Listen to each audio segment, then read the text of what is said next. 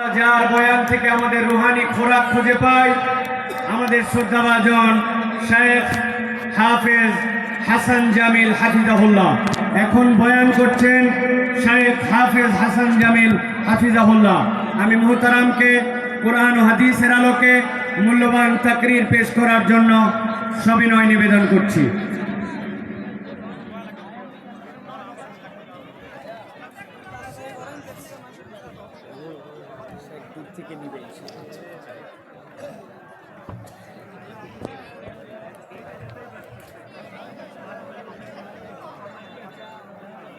السلام عليكم ورحمة الله وبركاته.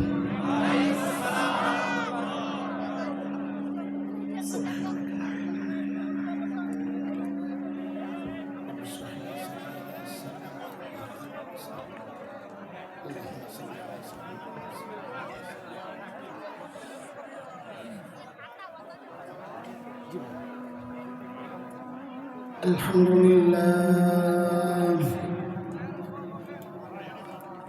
الحمد لله وكفى وسلام على عباده الذين اصطفى. أما بعد فأعوذ بالله من الشيطان الرجيم. بسم الله الرحمن الرحيم.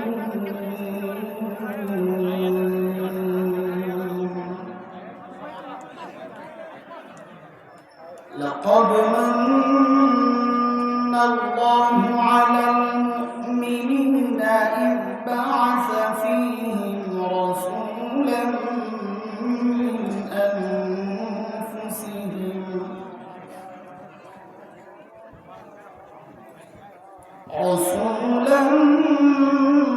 من أنفسهم يتلو عليهم آياته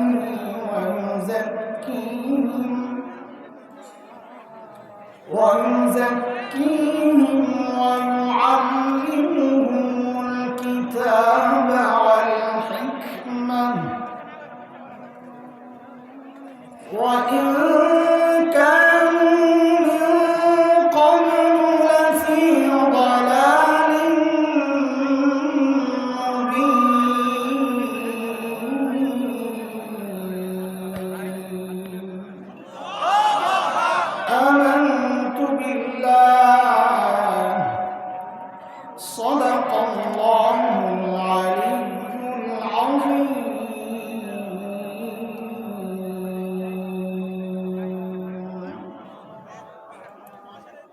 ইসলামী সাহিত্য কেন্দ্র ইসাকের উদ্যোগে আয়োজিত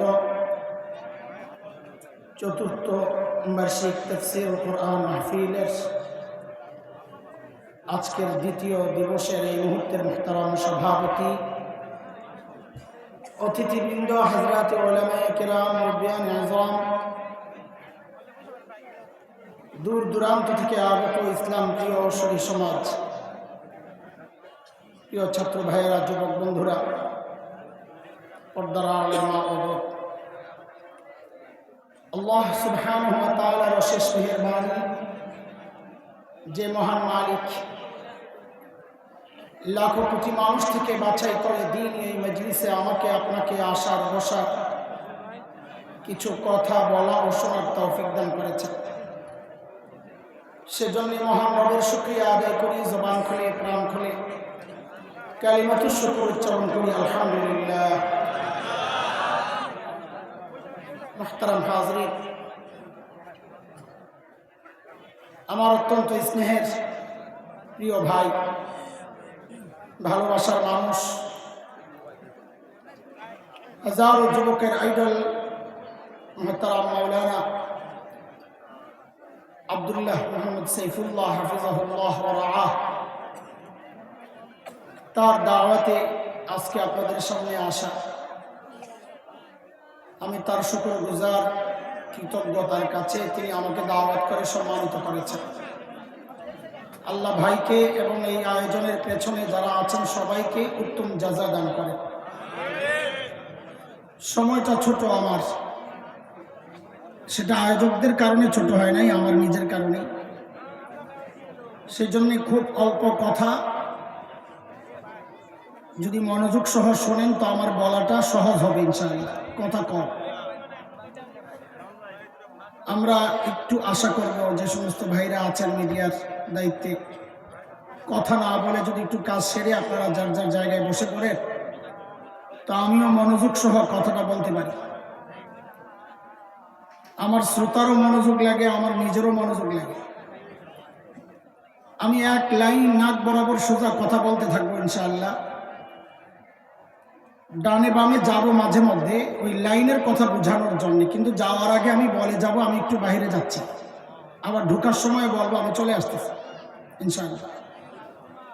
সেই জন্য আপনাদের মনোযোগ লাগবে, একটু দেওয়া যাবে ইনশাআল্লাহ? আছে তো মনোযোগ নাকি? আল্লাহ কবুল করে।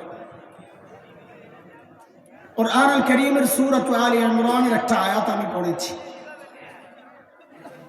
164 নম্বর আয়াত। এই আয়াতকে সামনে রেখে সময়ের কিছু প্রয়োজন, এগুলো আপনাদের সামনে একটু তুলে ধরতে চাই। দোস্ত, আল্লাহ সুবহানাহু ওয়া তাআলা জমিনে যত নবী পাঠিয়েছেন আলাইহিস সালাতু ওয়াস সালাম, এই সমস্ত নবীকে আল্লাহ কেন পাঠিয়েছেন? আল্লাহ তাআলা যখন দেখেছেন তার বান্দা ধ্বংসের খাদে চলে গেছে, ওই বিপন্ন বিপর্যস্ত মানবতাকে রক্ষার জন্য, ওই দিকহারা পথহারা মানুষগুলোকে টেনে তুলে জান্নাতের রাস্তায় উঠায়া দেওয়ার জন্য, ওই অসুস্থ মানুষগুলোকে সুস্থ করার জন্য আল্লাহ সুবহানাহু ওয়া তাআলা যুগে যুগে হযরত আম্বিয়া আলাইহিস সালামকে দুনিয়ায় পাঠিয়েছেন। যেমন হযরত মূসা আলাইহিস সালামকে আল্লাহ দুনিয়ায় কখন পাঠিয়েছেন? আল্লাহ তাআলা যখন দেখেছেন বনি ইসরাইলের উপর ফেরাউন এবং তার বংশের লোকদের এমন নির্যাতন চলছিল যে বনি ইসরাইল নিঃশেষ হয় প্রায়। নির্যাতনের কিছু ধরন কুরআন আল কারীমের মধ্যে আসছে, যেমন সূরা ইব্রাহিম 6 নম্বর আয়াত।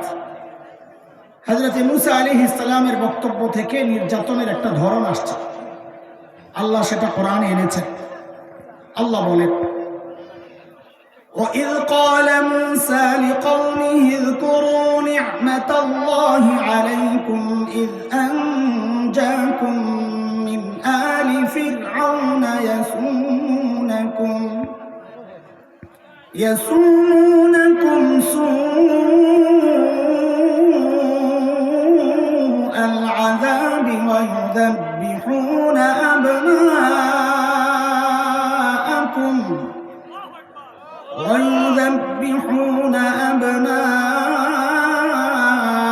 أبناءكم ويستحيون نساءكم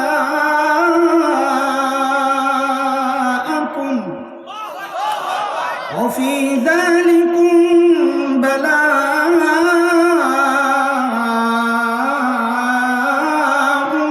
من ربكم عظيم।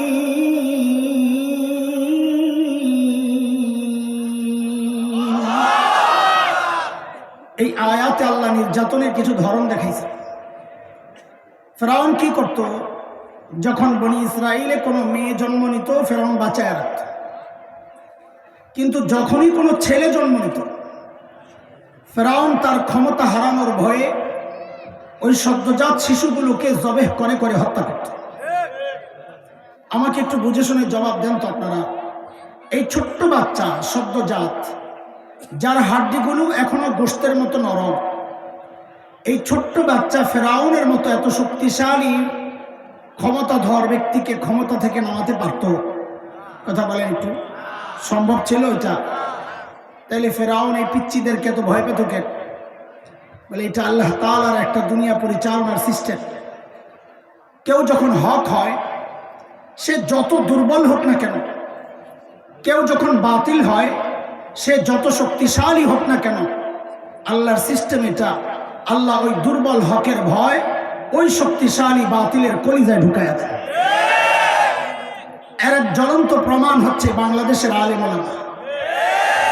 সারা দুনিয়ার মধ্যে সবচাইতে নিরীহ প্রাণীর নাম বাংলাদেশের আলেম ওলামা।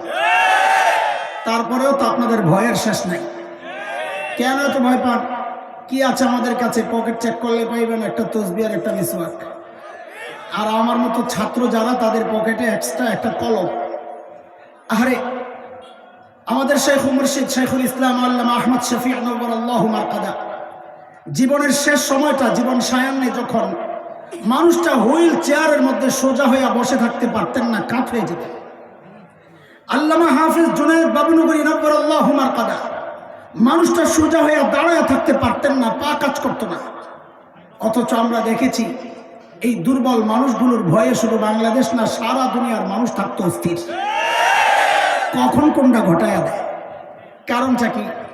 কারণ আর কিচ্ছু না, কারণ ওই একটাই, এই মানুষগুলো দুর্বল হলে কি হবে? যেহেতু হক ছিলেন, আল্লাহ এই দুর্বল হকের ভয় ওই শক্তিশালী বাতিলের কলিজায় ঢুকাইয়া দিয়েছেন। এবার আপনারা বলেন, এই পর্যন্ত কথা যা বলেছি বুঝেছেন আপনারা? বুঝেছেন?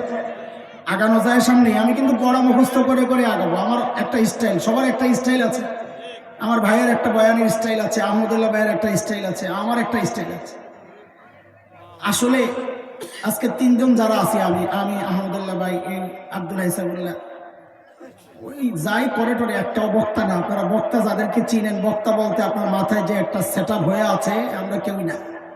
আমার পরিচয়, আমি মাদ্রাসায় পড়াই, বাস ছাত্র যেভাবে পড়াই বয়ান ওইভাবেই করি, একটু একটু করে বুঝায় বুঝায় আগে। আজকেও আপনাদের কাছ থেকে আমি পড়াশোনা, আমি চাই আগা গোড়া আজকে যা বলবো শুরু থেকে শেষ পর্যন্ত পুরা পড়াটা আমাকে মুখস্থ শোনাইয়া দিবেন ইনশাআল্লাহ। বিশেষ করে মাদ্রাসার ছোট্ট বাচ্চা যারা আছো, আমার যদি পড়াশোনাইতে না পারো, আমি কিন্তু মুরগি বানাই দেবো। খালি এটা একটা ক্লাস, ঠিক আছে ইনশাআল্লাহ? এক লাইনে কথা চলবে ইনশাআল্লাহ। ওই যে বলেছি সোজা কথা বলবো, কিন্তু লাইনের কথা বুঝাইতে মাঝে মাঝে একটু বাইরে যাবো, মনে আছে কথা? এই যে এখন একটু বাইরে যাচ্ছি। বলেন, জবাব দেন, সর্বশ্রেষ্ঠ রসুলকে? কি ব্যাপার, ঠকে গেছেন মনে হয়? এইটা বলার ঢং হলো একটা ঢাকার এমপি, তার ছেলের যে দাপট, বাপ রে বাপ, কিছু হলে হলে ওই হবে আমার চিনসবে এমপির পোলা খাওয়ালাম। আর আপনি সর্বশ্রেষ্ঠ রসুলের উম্মত হয়ে মিন মিন মিন মিন করে কথা বলেন কেন? গর্বের সাথে বলেন সর্বশ্রেষ্ঠ রসুলকে, আমাদের রসুল মুহাম্মদুর রাসূলুল্লাহ সাল্লাল্লাহু আলাইহি ওয়াসাল্লাম। এটা গর্বের না আফসোসের? গর্বের জিনিস গর্বের মতো গর্ব করে বলতে হয়। আচ্ছা ঠিক আছে, এখানে পয়েন্ট একটু কম পাইছেন। আরেকটা প্রশ্ন করি, এটা পুরো অ্যান্সার করতে হবে, তাহলে অ্যাভারেজে পাস করাইয়া দিই। বলেন, রোগী যদি ছোট হয়, এই যে আমাদের উপর আজকে সফরের ক্লান্তি ভর করছে, গলা ব্যথা করতেছে, আচ্ছা বলেন তো, এই ছোট্ট রোগের চিকিৎসার জন্য মানুষ কই যায়? এলাকার ডাক্তার না দেশের সবচাইতে বড় ডাক্তার? সাবাস, 100 পাস। কিন্তু রোগী যদি বড় হয় তাইলে কই যায়? এলাকার ডাক্তার না বড় ডাক্তার? কত বড় রোগী যত বড়, মানুষ ডাক্তারও তালাশ করে তত বড়। কথা ঠিক?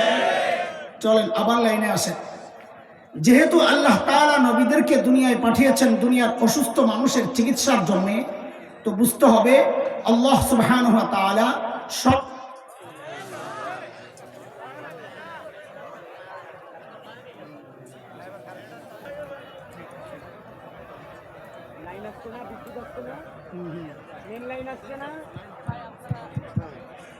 আলহামদুলিল্লাহ। বিদ্যুৎ চলে গেলে সাথে সাথে পড়া ইন্না লিল্লাহি ওয়া ইন্না ইলাইহি রাজিউন, এটা সুন্নাহ। আবার চলে আসলে কি পড়বো? আলহামদুলিল্লাহ। আর আমাদের সুন্নাহ হইল বিদ্যুৎ চলে গেলে আয় হায় হায়, আর আসলে হো, এই সুন্নাহ চলবে না, ঠিক আছে? মাশাআল্লাহ। তো বলতেছিলাম, যেহেতু আল্লাহ তাআলা নবীদেরকে দুনিয়ায় পাঠিয়েছেন দুনিয়ার অসুস্থ মানুষের চিকিৎসার জন্য, তো বুঝতে হবে আল্লাহ সর্বশ্রেষ্ঠ রসুলকে ওই যুগেই পাঠাইছেন যেই যুগের মানুষগুলো ছিল মানব ইতিহাসের সবচাইতে জঘন্য আর খারাপ মানুষ। বলে কিভাবে এই কথা বলেন? বলে ডাক্তার যেহেতু সবচাইতে বড়, তো বোঝা গেল যে এই রুগীদের চিকিৎসার জন্য পাঠানো হয়েছে, ওরা রুগীও ছিল সবচাইতে বড়। কথা বুঝে আসছে আপনাদের? সেই যুগটাকে ইতিহাসে বলা হয় আইয়ামে জাহিলিয়া, বর্বরতার যুগ।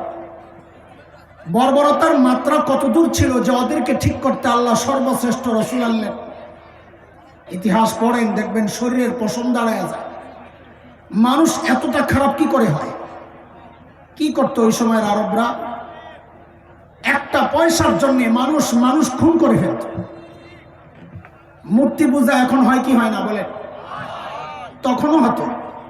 পার্থক্য কি? এখন মসজিদের মধ্যে মূর্তি রেখে পূজা করা হয়, অথচ তখন বাইতুল্লাহর ভেতরেই তো ছিল 360 মূর্তি। ঘরের মধ্যে আলাদা মূর্তি, সফরে বের হলে বগলের নিচে করে আলাদা মূর্তি নিয়ে যেত। কেন?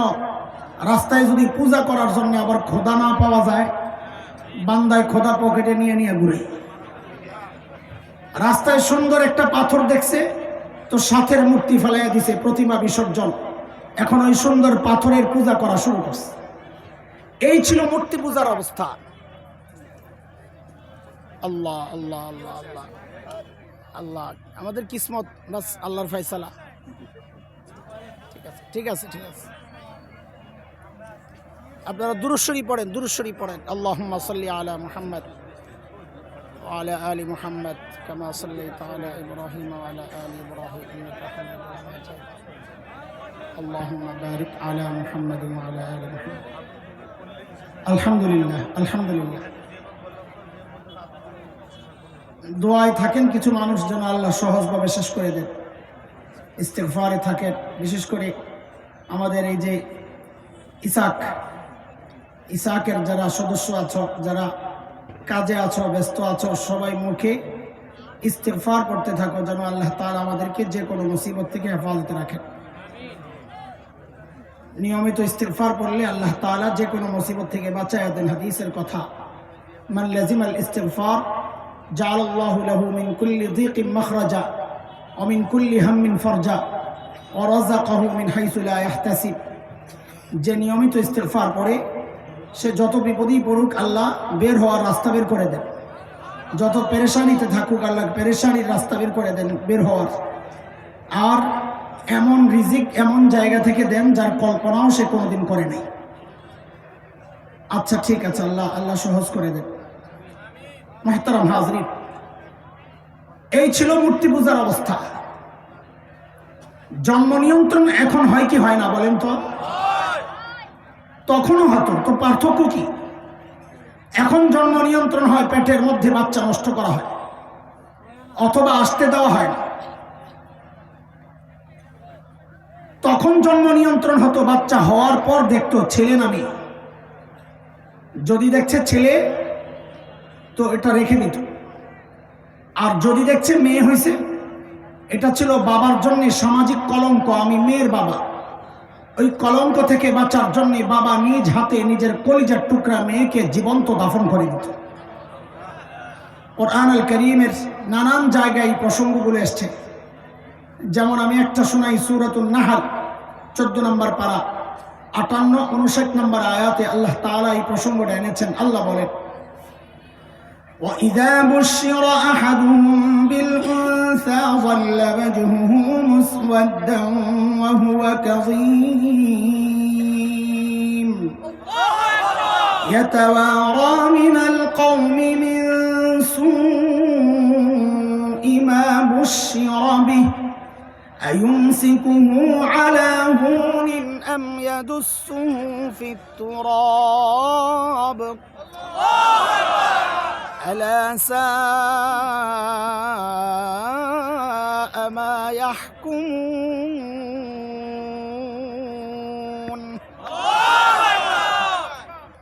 মাশাআল্লাহ, আপনাদের আওয়াজ তো আমার চেয়ে বড়। জাযাকুমুল্লাহ, মাশাআল্লাহ, বারাকাল্লাহ। বলেন, সবাই বলেন আলহামদুলিল্লাহ। কথায় কথায় আল্লাহর নাম উচ্চারিত হবে, ধরতে গেলে বিসমিল্লাহ, হ্যাঁ, কাজ শেষ হলে আলহামদুলিল্লাহ। ঠিক আছে না? মাসনুন দোয়াগুলো পড়বো, কারণ ইসলাম বিদ্বেষী ওই নোমানদের মতো এই সমস্ত সুবিধাবাদীরা এগুলা শুনলে ওদের কষ্ট লাগে। ইবলিসের কষ্ট যেখানে লাগে ওই কাজটাই আমাদের বেশি বেশি করতে হবে ইনশাআল্লাহ। বলেন তো ইনশাআল্লাহ। আলহামদুলিল্লাহ, জাযাকুমুল্লাহ, বারাকাল্লাহ, হাইয়াকুমুল্লাহ। আমিন, মাশাআল্লাহ। আচ্ছা ঠিক আছে, এই যে মানুষগুলোর অবস্থা, আয় আল্লাহ, কোনো কথা নাই, কোনো কথা নাই, বাস ফয়সালা আল্লাহর। লাইট কমাও, লাইট কমাও, লাইট কমাও। না না, ওই যে এটা পড়ে গেছে, আশা করা দিচ্ছে।